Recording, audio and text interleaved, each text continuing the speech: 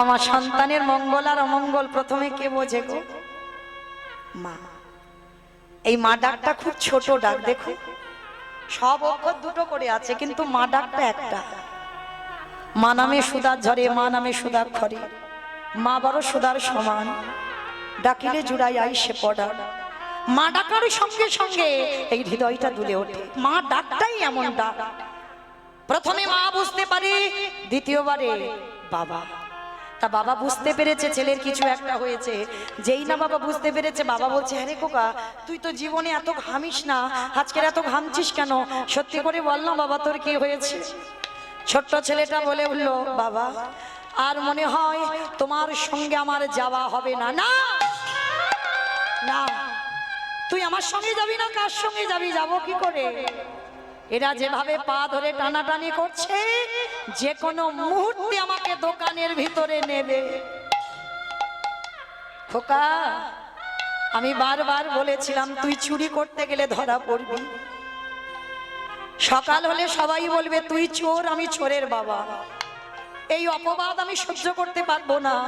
আমি আমার দেহটা যমুনার জলে ত্যাগ করব না। না বাবা না, দোষ আমি করেছি, অন্যায় আমি করেছি, ভুল আমি করেছি, শাস্তিটাও আমি পাবো। কি করবি তুই? বাবা, ওই যে অস্ত্রটা পড়ে আছে, ওইটাকে তুলে একবার বলবে ওসি হতে। ওসি মানে মা কালীর হাতে থাকে যে খাড়া খড়গ। ওই ওসিটা নিয়ে একটা কাজ করো, আমার মস্তকটাকে তুমি ছেদন করে নিয়ে পালিয়ে যাও। না না, ও কথা বলিস না বাবা, বলিস না। এই জগতে কোন বাবা মা পারে না নিজ পুত্রকে বলি দিতে। ছোট তো, মুখে যেটা আসছে সেটা বলে দিচ্ছিস। কোন বাবা মা পারে নিজের ছেলেকে নিজের হাতে কাটতে? কি মা পারে না? মহাভারতে কর্ণ পদ্মাবতী কি করলো? একাদশী করে এসেছিল না, দ্বাদশীতে ভগবান বলেছিল না, পদ্মা আমি মাংস খেতে চাই, তবে যে কোনো মাংস নয়, ত্রিশত্যঙ্গীকারে আবদ্ধ হও। তুমি যদি তোমার কর্ণের যদি সহধর্মিনী হও, তার ধর্মের কাজে তোমাকে সাহায্য করতে হবে। পদ্মা আগু পিছু বিচার করেনি বাবা, ত্রিশত্যঙ্গীকারে আবদ্ধ হলো। আর আবদ্ধ হয়ে যেই না দাঁড়িয়েছে, ভগবান রূপী অতিথি বলেছিল, পদ্মা আমি এই দ্বাদশীতে মাংস খাবো, তবে সে মাংস মৃগ মাংস, পক্ষী মাংস নয়। দিতে যদি হয় তোমার একমাত্র পুত্র বিষকেতুকে হাড়ি কাটে রাখো, তার দেহটা টুকরো টুকরো করে মাংস করে আমার সেবায় দাও।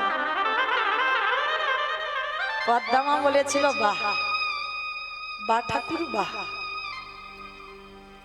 আমি দেব, আমি দেব ঠাকুর, দেব। কারণ বিশ্ব যখন আমার গর্বে ছিল, আমি তো বলেছিলাম এ ছেলেটা যেন বৈষ্ণব সেবায় যায়। তাহলে আজকে আমি ভেঙে পড়বো কেন? কাঁদিস না মন, কাঁদিস না, কাঁদবি না। ছুটে গেল বিশ্বকেতুর কাছে, হরিওয়ালা ছেলে গো, আমরা পারলাম না একটা হরিওয়ালা সন্তান তৈরি করতে। যেই না দাঁড়িয়েছে, বিশ্বকেতু ছুটে গিয়ে মার কোমর জড়িয়ে ধরেছে। ও মা, তুমি কাঁদছো কেন মা? তুমি কি আমার জন্য কষ্ট পাচ্ছ? না বাবা, তাহলে তোমার চোখে জল? খোকা, আমার বাড়িতে এক বৈষ্ণব এসেছে, মাংস খেতে চায়, খাইয়ে দাও। কিছু তো অভাব নেই, তো তুমি কাঁদছো কেন? অন্য কোনো মাংস নয়, তোর দেহটা হাড়ি কাটে রাখতে হবে, তোর দেহটা মাংস করে বৈষ্ণব সেবায় দিতে হবে। বাহ মা, এর জন্য তুমি ভেঙে পড়ছো? পড়ো না মা, আরো ভগবানের কাছে হেসে আমাকে বিদায় দাও। যেটা তুমি চেয়েছিলে আজকে তো সেটাই পূর্ণ হয়েছে। তোমার ছেলে বৈষ্ণব সেবায় যাচ্ছে। খেতো না মা, তুমি কাঁদলে আমার যাওয়ার পথ পিছল হয়ে যাবে। আমার হাসি মুখে বিদায় দাও। সেই বিষকে কেটে টুকরো টুকরো করে মাংস করে বৈষ্ণব সেবায় দিল। কিন্তু পরক্ষণে কি হলো বাবা, সেই খেলার মাঠ থেকে সেই মরা ছেলে আবার ফিরে আসছে। আজকের লীলায় বটু বলছে, ও বাবা, হতেও তো পারে যেমন মহাভারতে যেমন হয়েছিল, আজকের তো হতে পারে। চারজন যে তোমার বাড়ি বসে আছে, হয়তো তোমার আরাধ্য দেবতা। ধরো অস্ত্র, কাটো মাথা। বাবা উন্মাদ পাগল হয়ে গেল। একদিকে মনে করে আমার ছেলে চাই, একদিকে মনে করে অতিথি সেবা। এই সেবা দেব না অতিথি সেবা দেব না আজকের আমার ছেলে, এই দুটো চিন্তা করতে করতে বাবা উন্মাদ পাগল হয়ে গেল। আর পাগল হয়ে গিয়ে অস্ত্রটা হাতে করে তুলে নিয়েছে। আর অস্ত্রটা তুলে নিয়ে একমাত্র সন্তানের মস্তকটাকে অতিথি সেবা দেবে বলে ছেদন করে দিল। আর যখনই ছেলের মাথাটা কেটে দিল, ওই ছেলের দেহটা দোকানের ভিতরে আর মাথাটা বাইরে পড়ে ছটফট করছে। কৃষ্ণ কোথায়, কৃষ্ণ কোথায়, প্রাণ সখাকে আমি কোথা গেলি বাবুরি দেখা আমার প্রাণে সখারি। কৃষ্ণ কৃষ্ণ কৃষ্ণ কৃষ্ণ কৃষ্ণ কৃষ্ণ কৃষ্ণ রে কৃষ্ণ কৃষ্ণ কৃষ্ণ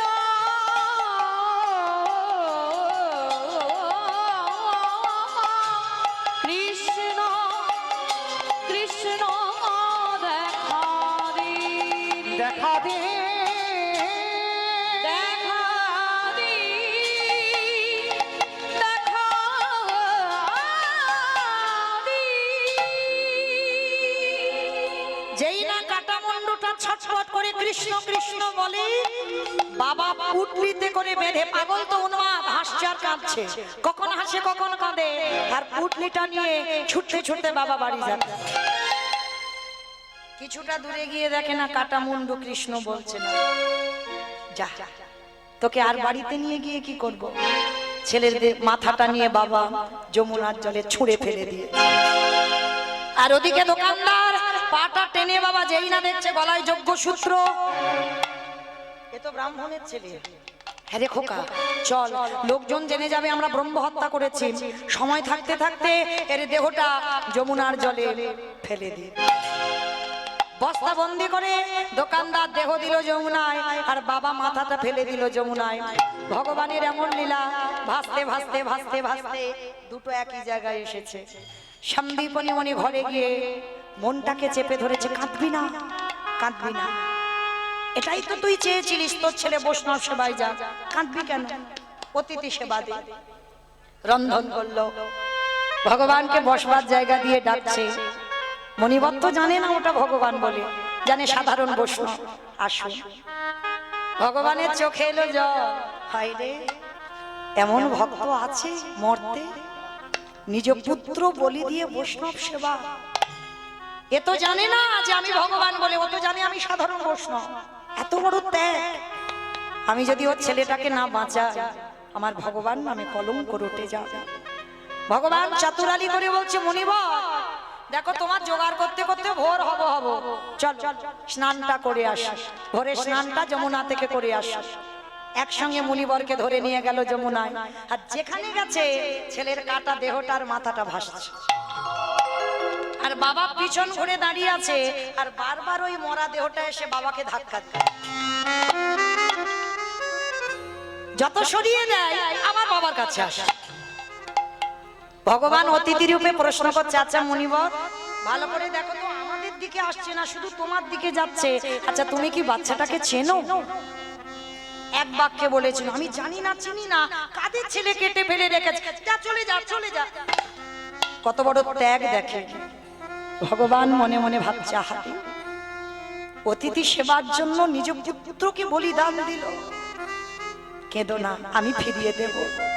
শোনো মুনিবর, আমি কিন্তু ধ্যানে বসতে পারি, আর ধ্যানে বসে যদি আমি বুঝতে পেরে যাই তোমার সঙ্গে এই বালকের রক্তের সম্পর্ক আছে, আমি কিন্তু আর প্রসাদ পাবো না। চরণটা জড়িয়ে ধরো, বলল হে বৈষ্ণব, এটা অন্য কেউ নয়, আমার একমাত্র পুত্র বটুরে দেহ। কি করে হলো? বাবা যেন জেনে না জানার ভান করছে, কিচ্ছু যেন জানে না, সব নিজের ইচ্ছাতেই হলো। শোনো, তুমি কান্নাকাটি করো না, তোমার এই মরা ছেলে আমি বাঁচিয়ে দেব। আমার এই ঝোলাতে একটা ওষুধ আছে। ভগবান ছদ্মবেশে বলছে, তীরে তুলেছে দেহটা, মাথাটা, নয়ন ইঙ্গিত করে ডাকছে, ব্রহ্মা দেখো তো তুমি দেহটা জোড়া লাগাতে পারো কিনা, প্রাণ আমি পরে দেব, আগে জোড়া তো লাগাও। ব্রহ্মা চেষ্টা করছে, পাচ্ছে না। ভোলানাথ দেখো তো তুমি পারো কিনা, পাচ্ছে না। যে নামের নামই স্বয়ং ভগবান, তিনি নিজে এদিক ওদিক করে চেষ্টা করছে, সে জোড়া লাগছে না। আমা আমার যাবার বাঁশি বেজে গেছে, আর বেশিক্ষণ নয়। আপনাদের সেবার ব্যবস্থা করতে হবে তো, তাই না? সেবার ব্যবস্থা করতে হবে, ঘুমানোর ব্যবস্থা করতে হবে, আমাকে যেতে হবে এতটা রাস্তা।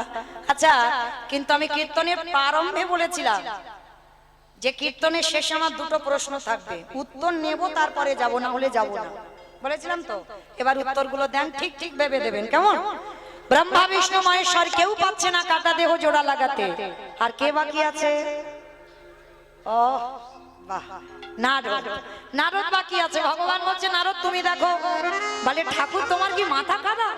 তোমরা সৃষ্টিকর্তা, রক্ষাকর্তা, পালনকর্তা, তোমরা পারলে না, আর এই হতভাগা পারবে? বলে, আরে বাবা দেখো না, হলেও তো হতে পারে। আর নারদের স্বভাবটা কি গো? হরে মাধু কইটবে ভারে, গোপাল গোবিন্দ মুকুন্দ সৌরে উলুধ, হরে মুরারি মধু কৈটবে ভারি, গোপাল গোবিন্দ মুকুন্দ সৌরি, রাম নারায়ণ মুকুন্দ মধুসূদন, কেশব কংসর হরে বৈকুণ্ঠ বামন। হরে মুরারি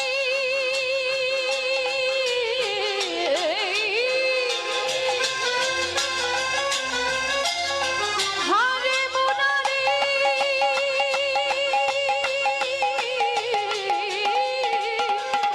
মুরারি মুরারি হরে হরি মুরারি, নিতাই গৌর হরি হরি, গোপাল গোবিন্দ মুকুন্দ সৌরে।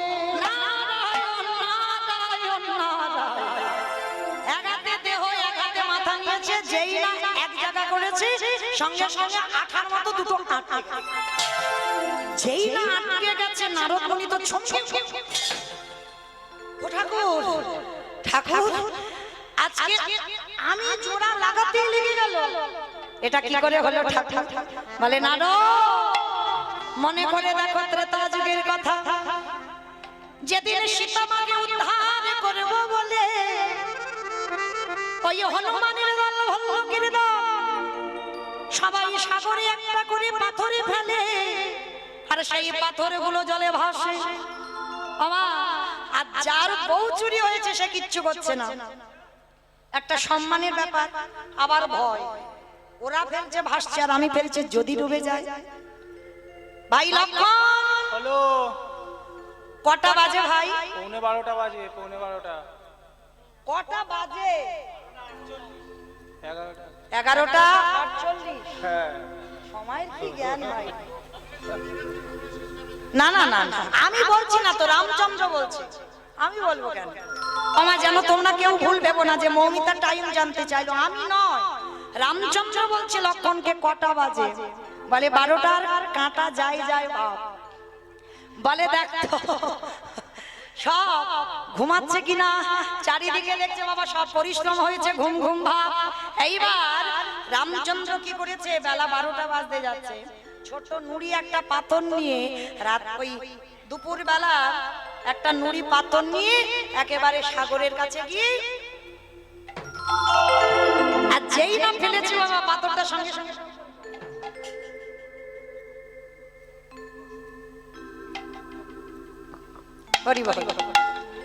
যেই না ওই নুড়ি পাথরটা ডুবে গেল, সঙ্গে সঙ্গে বলে উঠলো, লক্ষণ বলো। ভাই কেউ দেখলো না তো, কেউ দেখেনি। কেউ দেখলো না, কিন্তু গাছের ডালে থেকে হনুমান বলে প্রভু আমি দেখেছি। ও ঠাকুর, বেলা 12টা বাজতে যাচ্ছে, তুমি এই দুপুরবেলা রোদ মাথায় নিয়ে তুমি নুড়ি ফেলছো। বলে দেখো হনুমান কাউকে বলে দিও না, তোমরা ফেলছো খালি খালি ভাসছে, আমি ফেলছি খালি খালি ডুবছে কেন? হে হে রাম দয়াময়, তুমি যে পাথর ফেলেছিলে, তোমার পাথরে লেখা ছিল না রাম নাম, কিন্তু আমাদের পাথরে লেখা আছে রাম নাম। যারা যাবেন রামেশ্বরে গিয়ে দেখে আসবেন, ত্রেতা যুগে রামে নামের গুণে শিলা জলে ভাসে। বলে রাম রাম নামের গুণে শিলা জলে ভাসি। আস্তে আমার তাহলে বোঝা গেল এখনো রামেশ্বরে গিয়ে দেখবেন শিলা জলে ভাসছে, পাথর জলে ভাসছে।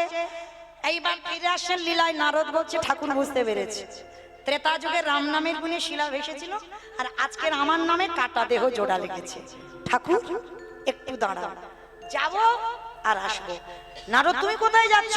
বলে প্রভু আমার জন্য একজন অনেক দিন ধরে বসে আছে, আমার একটা উত্তর দিলেই ছুটি। বলো। বাহ, প্রশ্ন করার আগে উত্তর রেডি। খুব ভালো লাগলো মা, খুব সুন্দর শুনেছেন। এইরকম না হলে বাবা কীর্তন হয়, তাই না?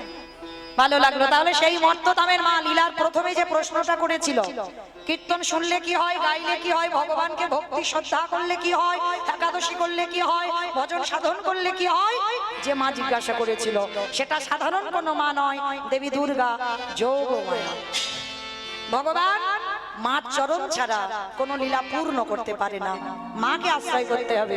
এইবার ছুটে গেল সেই মার কাছে। অবা সবে তোমার উত্তর পেলাম এতক্ষণ পর, সেই যে 8টার সময় প্রশ্ন করেছো আর সবে 12টায় উত্তর, এতক্ষণ টাইম লাগলো উত্তরটা খুঁজতে। তা মা বলছে হ্যাঁ বাবা কি পেলে?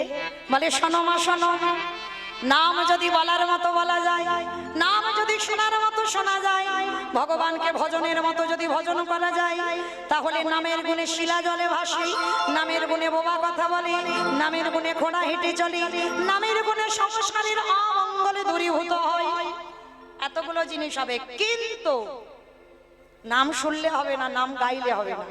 কিরকম গাইবো, কিরকম শুনবো? আমা তরকারি বানাতে পারো? ও সবাইকে করতে হয়, আমাকেও করতে হয়। আমি কি গান গাই বলে করতে হয় না? ও যেখানে গানে যায় সেখানে রেঁধে খেতে হয়। তোমার তাহলে তরকারি বানাতে গেলে তেল দেবেন, হলুদ দেবেন, সবজি দেবেন, জল দেবেন, কাঠ দেবেন, জিরা দেবেন, ফোড়ন দেবেন, তেজপাতা দেবেন, উনান দেবেন, গ্যাস দেবেন, সবকিছু দেবেন। কোনটা না দিলে খাওয়া যায় না? লবণ। এই লবণটা তরকারিতে দিতে হয়, তবে তো তরকারি স্বাদ হয়। ওমা লবণের খবরটা কেন এলো? শ্রী শ্রী রামকৃষ্ণ পরমহংসদেব নরেনকে বলেছিল এই শালা। ঠাকুরের বই যারা পড়বেন ঠাকুর শালা শালা বলতো না? কোন শালা? বউয়ের ভাই শালা না, পাঠশালা না, গোশালা না, তাহলে কোন শালা? শা মানে মুক্তি, লা মানে নৌকা। ওই মুক্তির নৌকাতে ঠাকুর পারাপার হয়ে যাবে। তা নরেনকে ডেকে বলতো শোন শালা একটা কথা বলি, সারা জীবন নাচানাচি করলে ভগবান পাবি না, ভগবান পেতে গেলে মাঝে মাঝে গাছের গোড়াতে জল দে। গাছের গোড়াটাকে ঈশ্বর পরমা কৃষ্ণ সচিদানন্দ বিগ্রহ অনাদিরাদি গোবিন্দ সর্বকারণের কারণ। আর আমার রাধারানী যেখানে যাবে আমার গোবিন্দ থাকতে পারে কি গো? ও বেটার প্রেম ভালোবাসা তো আজকে খেতে নয়, ও ভালোবাসা সেই সুতিকা মন্দির থেকে। আমার সুতিকা মন্দির মানে বোঝো? গোয়ালঘর, গোয়ালঘর। সুতিকা মন্দির মানে গোয়ালঘর, আতুর ঘর, আতুর ঘর থেকে ভালোবাসা। সেই যে বাবা এর একটা বড় কাহিনী আছে, যেমন রাধারানী গোবিন্দের আল্লাদিনী শক্তি, কিন্তু ধরার মাটিতে এসেছিল বিশ্বভানু রাজার কন্যা হয়ে। পদ্মফুল এই পূজাইতে অবশ্যই করে আমার রাধারানীকে পদ্মফুল নিবেদন করতে হয়। কেন না পদ্মপুরাণ বলছে রাধারানী আবির্ভূত হয়েছিল পদ্মফুল থেকে। পূজাতে পদ্মফুল অবশ্যই লাগে। তো যখনই এই জন্ম নিয়েছিল বাবা, তখন আমার রাধা অন্ধ হয়ে জন্মেছিল। কেন জন্মেছিল অন্ধ হয়ে? এর একটা কাহিনী আছে। সেই যে অভিমন্যু ঋষি তপস্যা করেছিল ভগবানের বউকে আমার বউ করে পেতে চায়। তা ভগবান বলেছিল আসতে, তুমি মুনি মানুষ, তোমার কি মাথার গন্ডগোল হয়েছে? হ্যাঁ, তুমি আমার বউকে তোমার বউ করে পেতে চাও? বলে হ্যাঁ, আমি ওটাই চাই। বলে অসম্ভব, আমার বউ তোমার বউকে দিতে পারি না, আর কোনোদিন আমার বউ তোমার বউ হবে না। বলে ঠিক আছে, দিতে হবে না, তাহলে তুমি চলে যাও। কিন্তু এমন কঠিন তপস্যা করেছিল অভিমন্যু, তখন বাবা স্বর্গমর্ত পাতাল থরথর করে কাঁপছে। ভগবান গিয়ে বাধ্য হয়েছিল, অভিমন্যু আমার স্ত্রীকে তোমার স্ত্রী হবে, তবে তুমি নপুংসক হয়ে জন্মাবে। সেই অভিমন্যু হলো আয়ান ঘোষ। আয়ান ঘোষ হলো নপুংসক। রাধা জন্ম নিল, কিন্তু মা বলেছিল আমি জন্ম নিয়ে অন্ধ হয়ে জন্মাবো। আমি যতক্ষণ না বধূ তোমার দর্শন পাচ্ছি, আমি ততক্ষণ চোখ মেলে দেখব না। অন্ধ হলো যখন বিষভানুর ঘরে জন্ম নিল, চোখে দেখতে পায় না। আর কীর্তিদা মানে রাধার মা হচ্ছে কীর্তিদা, কীর্তিদা আর গোপালের মা যশোদা, এরা হচ্ছে বান্ধবী, মানে সই। কমাইরা দেখবেন মেয়েদের পেটে একখানা ভাত হজম হয়, একটা কথা হজম হবে না। ও 20 বছর পর হলে ও পেটের ভিতরে ফুটফাট করে ফুটবে, কখন বেরোবে? আর যদি কোনোদিন সেই স্কুল বা কলেজ লাইফের বান্ধবীর সঙ্গে দেখা হয়, ও সব বলে ফেলবে গড় গড় করে। ওই জন্য প্রত্যেক দাদা ভাইদের বলে রাখি, সবকিছু বলো, নিজের গোপনের খবর যেন নিজের বউকে বলো না। ওই একদিন না একদিন বাবা ও বলবেই বলবে, কারণ এটা অভিশাপ। যুধিষ্ঠির মহারাজ আমার মা কইছে, কর্ণের কথা বলে দিয়েছিল না বাবা, বলতে বলতে ফুরাবে না। যাই হোক, কুন্তিকে অভিশাপ দেওয়া। এইবার সেই যে আমার যখন যশোদা কীর্তিদার মেয়েকে দেখতে এলো, গোপাল এসেছিল। আর গোপাল যখন কোলে আছে, যশোদা ছাড়ে। এইবার গোপাল বলছে, মা তুমি ছাড়বে না তো? এমন কায়দা করব তুমি নিজেই ছেড়ে দেবে। এইবার গোপাল দুষ্টু ছোট ছোট হাতে ওই গজমতির মালাটা ধরেছে। আর মতির মালাটা ধরে যশোদা তো শোয়ের সঙ্গে গল্প করে যাচ্ছে কীর্তিদার সঙ্গে। আর গোপাল কি করেছে, একবার করে নামছে, যশোদা আবার তুলে নেয়। এইবার বলে, মা নামাবে না তো? এবার এমন কাজ করব তুমি নিজেই নামাবে। মতির মালাটা ধরে এমন ছিঁড়ে দিল, ঝরঝর করে মতি পড়ে গেল। মা যশোদা রেগে গিয়ে গোপালকে বলছে,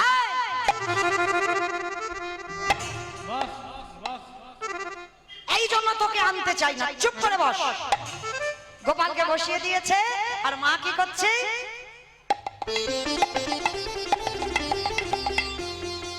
মতি পুরাচ্ছে। ছোট্ট গোপাল কেঁদে কেঁদে বলি, মা গো তুমি আসল মতি ছেড়ে দিয়ে নকল মতি গোড়াচ্ছ। এইবার দেখো আমি কি করি। এবার মা তো মতি গোড়াচ্ছে, আর হামাগুড়ি দিতে দিতে সেই হাতুর ঘরে গেছে, যেখানে রাধা অন্ধ হয়ে ঘুমিয়ে আছে। পালঙ্ক বেয়ে বেয়ে উঠেছে বেটা। হ্যাঁ, উঠে কি করেছে জানো? বুঝতে পারছে না, কানের কাছে গিয়ে ডাকছে, রঘুনাথ রাধা কুণ্ডের তীরে হৃদয় হাত চাপড় দিয়ে হারাই হারাই বলে কাঁদছে। আর যখন রাধে বলে কেঁদে বেড়াচ্ছে, আর এই প্রখর রৌদ্র, রাধে গো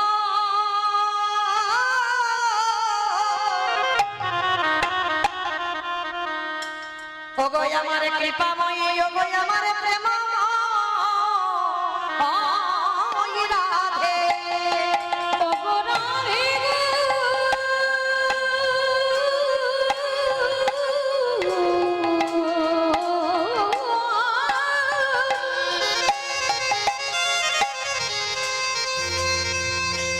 একেবারে কৃপা করে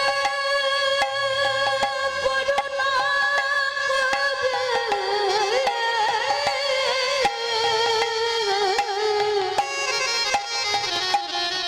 তোমার চরণে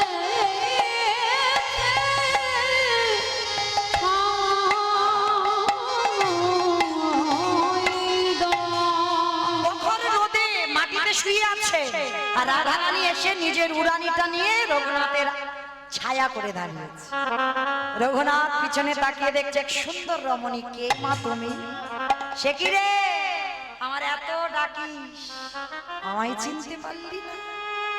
যেই না রাধা রানীকে সামনে দেখেছে, তুমি তুমি সেই আমার করুণাময়ী, সেই আমার কৃপাময়ী রাধে, কিন্তু আমি তোমায় একাকে দেখতে চাই না। আমি তো সর্বদা যুগল ভজন করেছি, তাহলে যুগল কই? হরি বল। রাধে গো, রাধে গো, উলু কই? একবার সারা দাও রাধে, একবার সারা দাও। ও রাধে গো,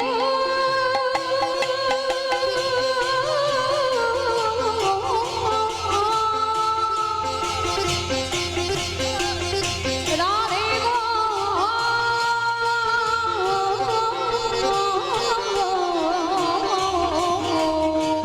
রাধে একবার সারা দাও।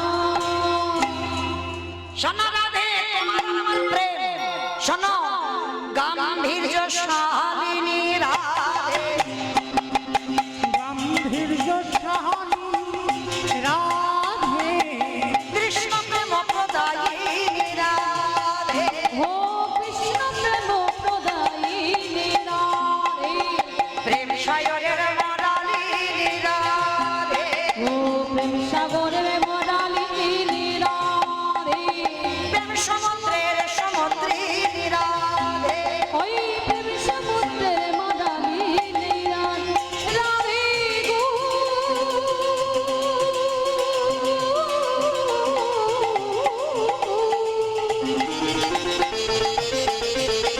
রাধে গো,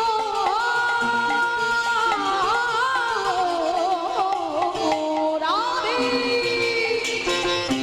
একেবারে সাদা দাও রাধে, একেবারে সাদা দাও রাধে। যে রাধে। তবে আমার দাদা ভাইয়ের একটা উড়িয়া ভজনের আবার ইচ্ছা, আবার শুনবে। যাই হোক, সে গানটা শোনাতে হবে। মাধব হে মাধব, মাধব, মাধব হে মাধব, মাধব এই মাধব, মাধব, মাধব হে মাধব,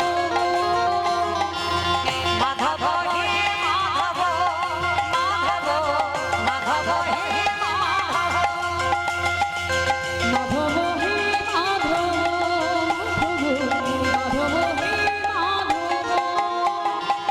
মধ্যে পাকাড়ে কেটে পুড়ে খাও, মুখে পাখরানি পেটে পুড়ে খাবো, মধ্যে পাকাড়ে কেটে পুড়ে খাও, মুখে পাখরানি পেটে পুড়ে খাবো, ছাপান্ন ভোগ দিয়ে নাহি গো মাধব হে মাধব, মাধব হে মাধব,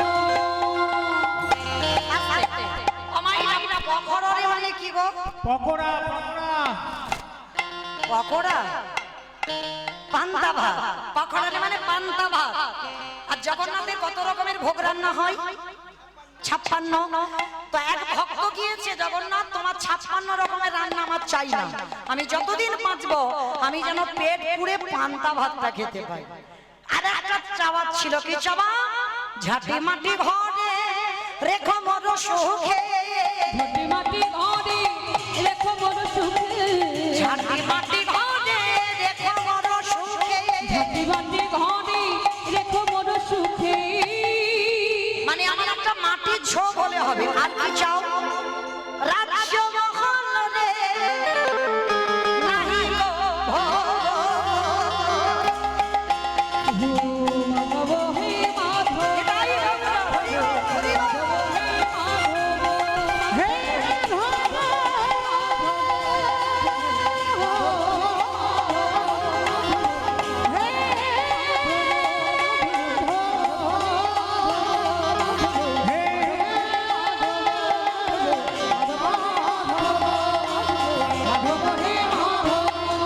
যে রাধে, এইবার সেই রঘুনাথ সাক্ষাৎই আমার রাধা মাধবের যুগল দর্শন করলেন।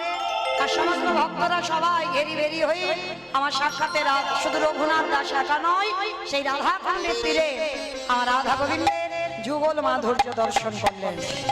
শ্যামের বামে শ্যামের বামে শ্যামের বামে দাদা নবীন কৃষ্ণ যুগল।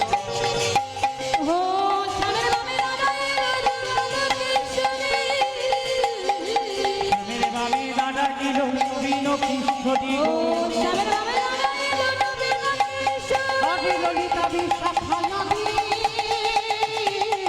এটাই গৌর হরি বল।